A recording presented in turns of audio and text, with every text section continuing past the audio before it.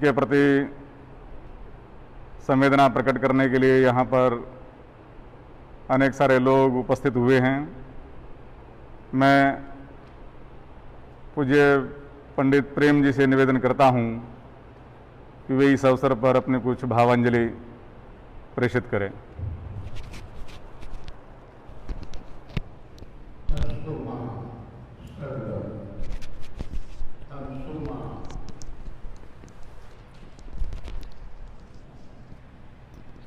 तमसो माँ ज्योतिर्गमित मृत्योर्मा अमृतम गम। हे ईश्वर, हमें अंधकार से प्रकाश की ओर ले चलो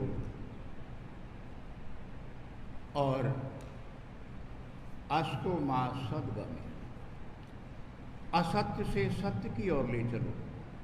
मृत्योर माँ अमृतम गमे, मृत्यु से अमरता की ओर ले चलो। सभी को यथा योग्य संबोधन। आज ऐसे एक परम वीर के लिए आप और हम सब यहाँ एकत्र हैं, जिसने अपने जीवन को अपने कार्य क्षेत्र के लिए एक तरह से बलिदान कर दिया। अपने जीवन की पूरी निष्ठा, माता पिता और बुजुर्गों से मिले हुए संस्कार, नाना नानी से मिले हुए संस्कार, उन सब की परिणति थी उस स्वरूप में जिसको हमने संबोधित किया रोहित सरदाना के नाम से। क्या चरित्र है, क्या उसमें क्षमताएं हैं और कितना उसमें शील है। चरित्र और शील में बड़ा महीन अंतर, लेकिन दोनों को संजोए हुए अपने जीवन के क्षेत्र में आगे बढ़ता रहा और एक अद्वितीय स्थान प्राप्त किया। बहुत बार देखा, बड़े से बड़े जो अपने आप को कहते कहाते हैं, वो मूक, बिल्कुल मूक, उनसे कोई शब्द नहीं बना। गर्दन फेर ली उन्होंने और जवाब नहीं दे सके। ऐसा वो प्रकाश पुंज शुक्रवार को दोपहर के समय हम सबको छोड़कर इस संसार से विदा ले गया, जिसके कंधों पर आप और माता पिता, उन सबको ये भरोसा था कि कंधा देगा, हम जैसे लोग भी समझते थे। उन्हें ये विकट परिस्थिति का कैसा आभास हो रहा होगा, बड़ा कठिन है शब्दों में व्यक्त करना। गीता में उपदेश है, मनीषी बैठे हैं, लेकिन गीता का उपदेश है जातस्य ही ध्रुवो मृत्यु ध्रुवम जन्म मृतस्य जय। जो पैदा हुआ है उसने मरना है और जो मरा है उसे पैदा होना है। लेकिन इसी स्थान पर परम मोक्ष भी मिलती है यदि हम अपने दायित्वों के निर्वहन के प्रति अपनी पूरी निष्ठा, अपना पूरा सामर्थ्य और पूरी शक्ति लगा दें। मानवता का हित चिंतन सबसे बड़ा एक ऐसा श्रेयकर कार्य है जिस पर गर्व किया जाए, जो बड़ा ही लोक कल्याणकारी है। मानव धर्म बड़ा है सबसे, सब धर्मों का सार है। मानवता का धर्म धरे तो मानव ही भगवान है। और इस बालक ने प्रारंभ से ही होनहार विरवान के हो चीखने पात, प्रारंभ से ही अपने आप को इस दृष्टि से ऐसा समाज के सामने, चाहे वो विद्यालय का समाज है, चाहे वो दुनिया का समाज है, चाहे वो राष्ट्र का समाज है, सब में अपने आलोक को दिया और पूरी निष्ठा से वो ज्वलंत नक्षत्र हमारे बीच से तिरोहित हो गया।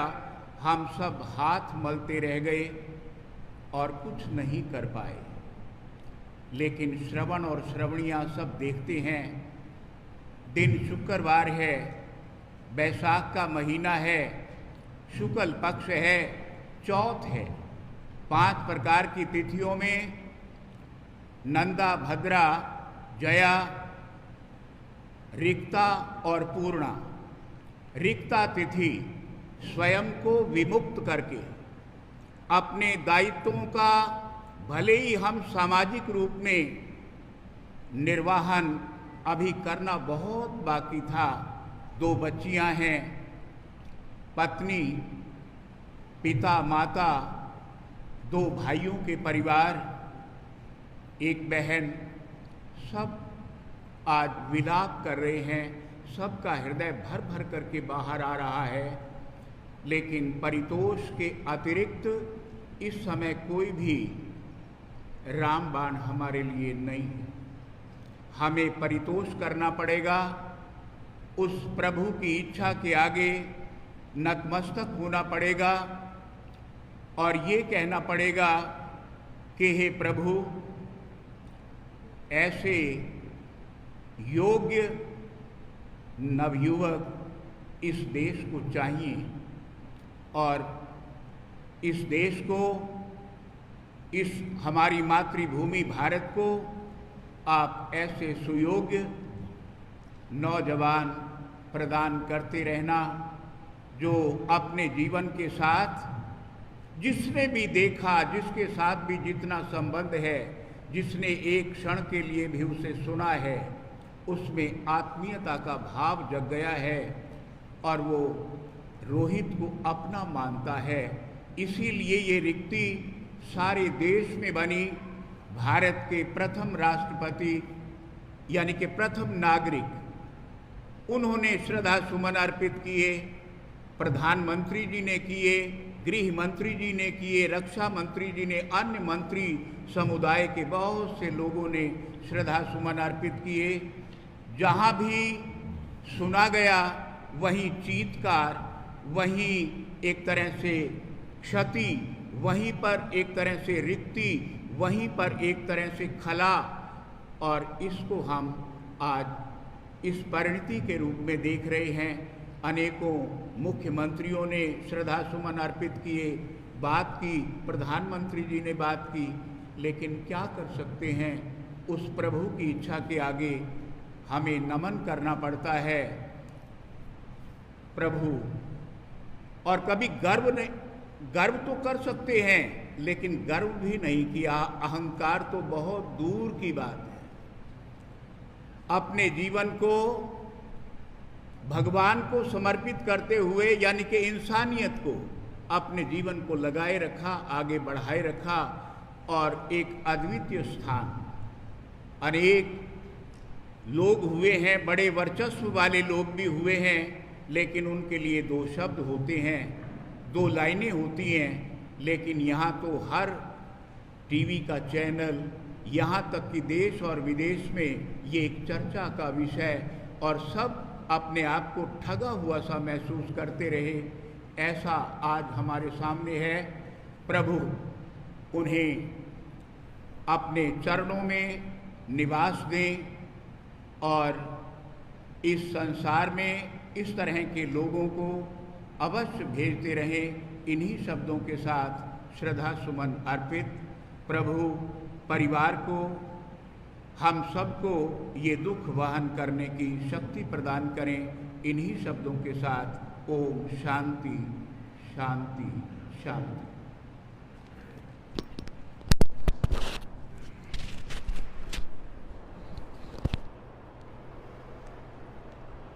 धन्यवाद पूज्य पंडित जी।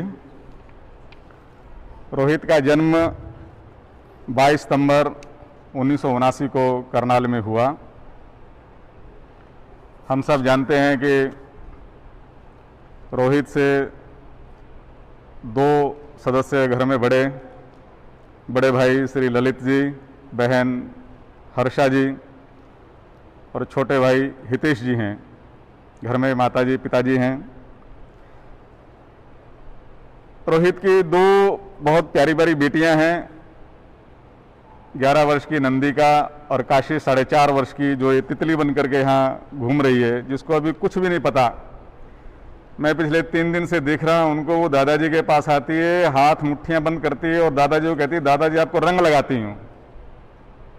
उसको पता ही नहीं है। और आते ही अब सबसे पहले यहाँ ताऊ जी को कहने लगे ताऊ जी मैं पिताजी को पुष्प चढ़ा दूं। तो सबसे पहले श्रद्धांजलि काशी ने ही दी है, जिसको कुछ भी नहीं पता अभी तक। वो खेल रही है हम सब के बीच में।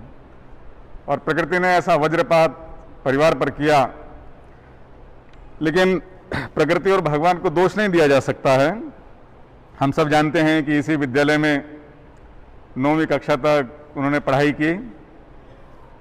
बराबर में साथ का एक विद्यालय है, श्रीमद् भगवत गीता वरिष्ठ माध्यमिक विद्यालय, जिसको बड़ा गीता विद्यालय भी कहते हैं। वहाँ पर 11वीं 12वीं की परीक्षा पास की। तत्पश्चात कुरुक्षेत्र विश्वविद्यालय में उन्होंने डिग्री ग्रेजुएशन किया और मास कॉम करने के लिए गुरु जम्बेश्वर विश्वविद्यालय हिसार में उन्होंने प्रवेश लिया। मैं कल से कई सारी वीडियो उनकी देख रहा हूँ, तो ध्यान में ये आता है कि जीवन का ऐसा कौन सा पहलू है जिसका वर्णन किया जाए और इसको छोड़ा जाए।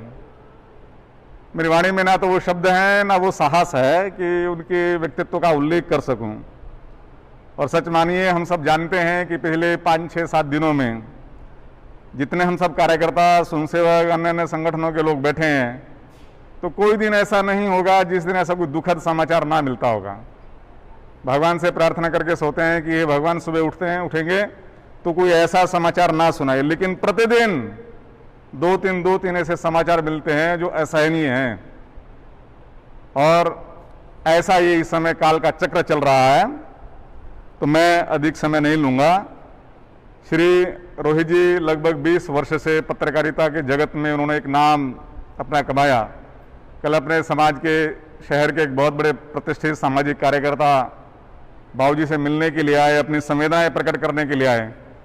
उन्होंने एक वाक्य बोला, वो वाक्य मुझे अंदर तक चीर गया। कहने लगा कि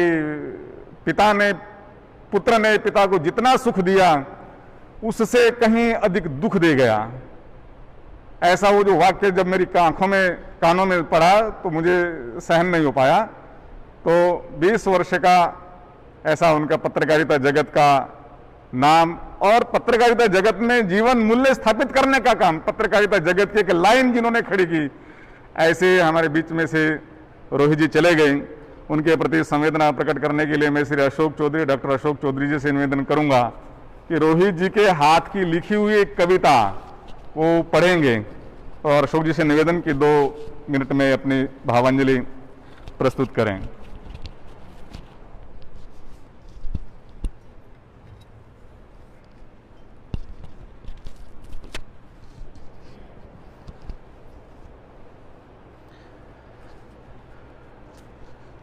बड़े गौर से सुन रहा था ये ज़माना, बड़े गौर से सुन रहा था ये ज़माना, तुम ही सो गए दास्तां कहते कहते, तुम ही सो गए दास्तां कहते कहते।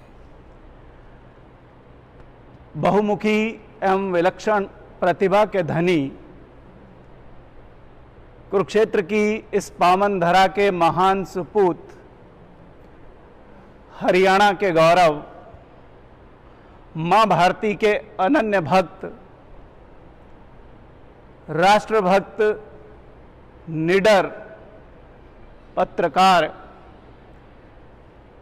श्री रोहित सरदाना का असामयिक यूं चले जाना दुखद है, असहनीय है। वाणी निशब्द हो रही है, मस्तिष्क विचारहीन हो रहा है। इस तरह की परिस्थिति में मैं नहीं समझता कि किसी भी तरह की श्रद्धांजलि के शब्द, किसी भी तरह की सहानुभूति के शब्द इस परिवार को किसी तरह का ढांढस बंधा सकते हैं।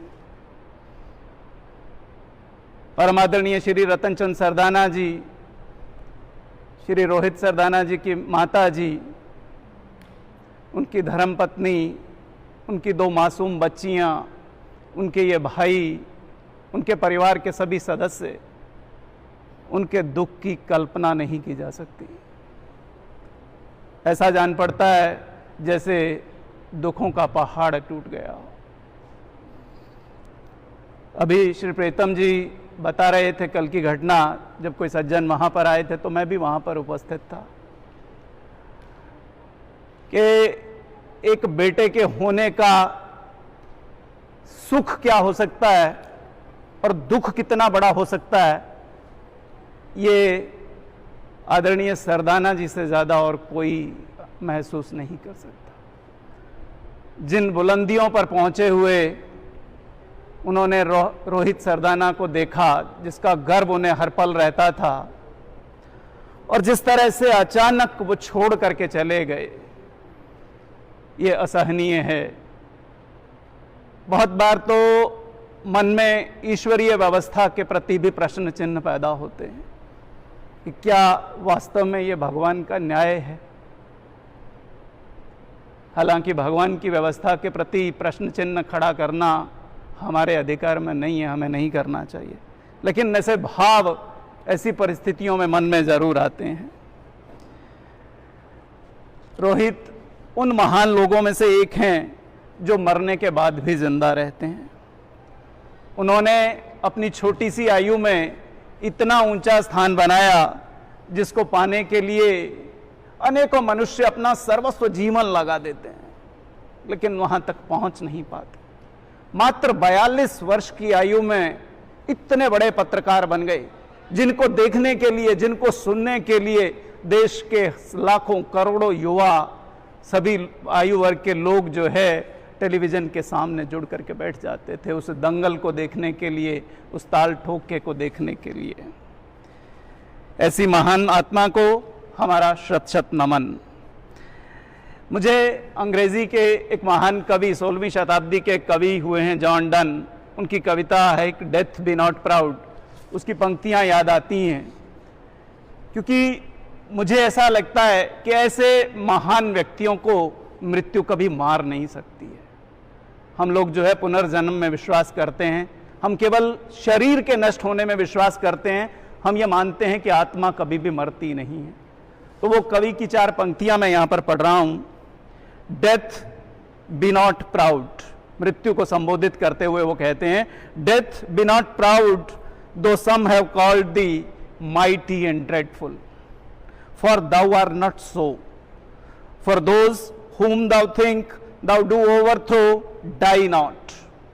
Poor death, nor yet can thou kill me, nor yet then thou kill Rohit.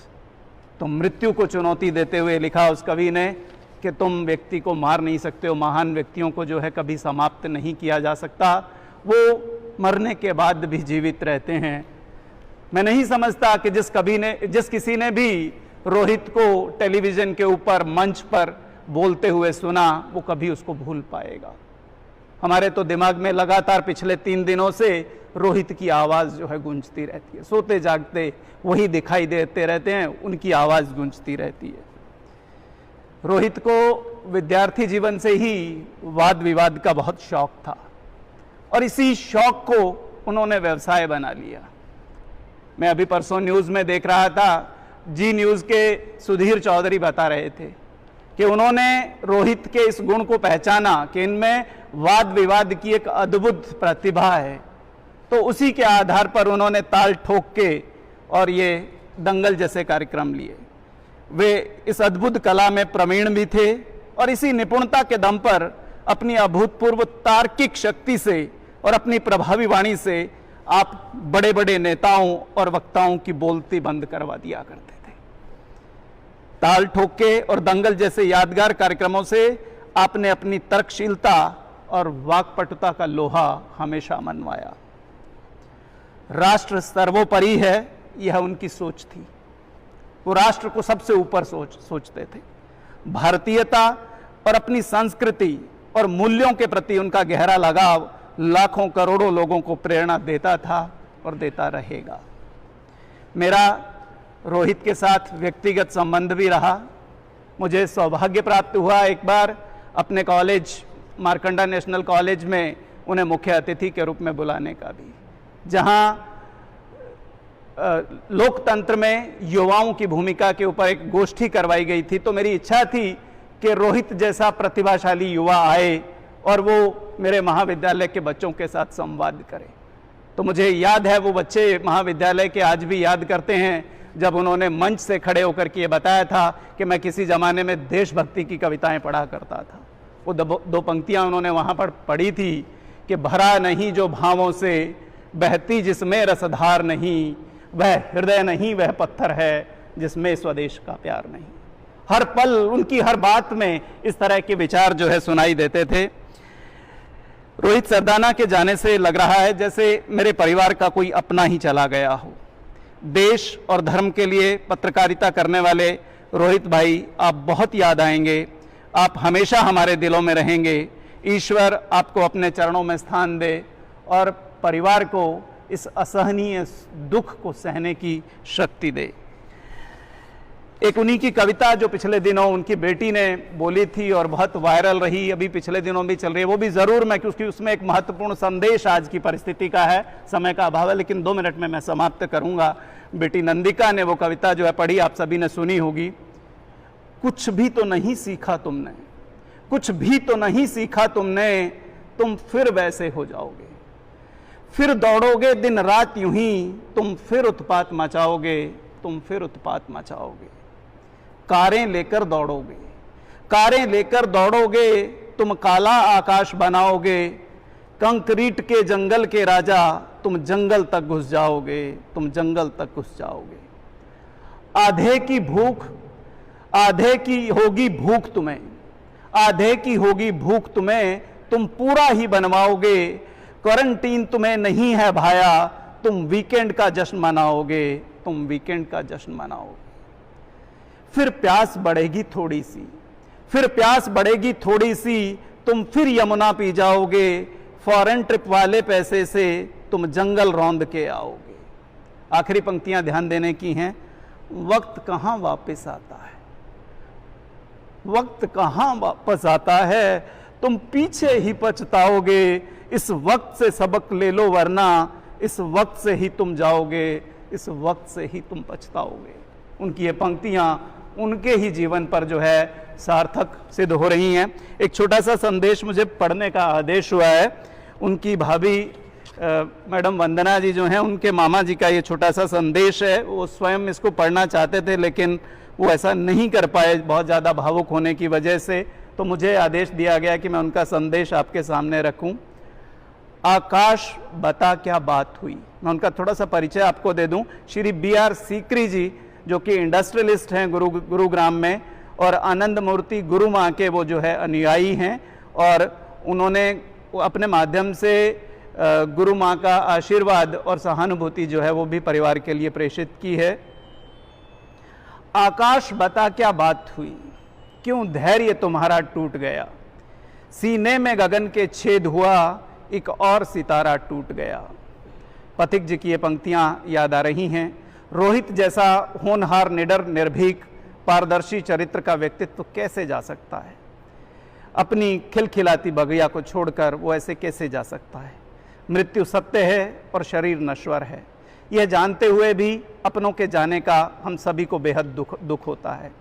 हम ईश्वर से विनती और प्रार्थना करते हैं कि दिवंगत आत्मा को ईश्वर शांति और मोक्ष प्रदान करे।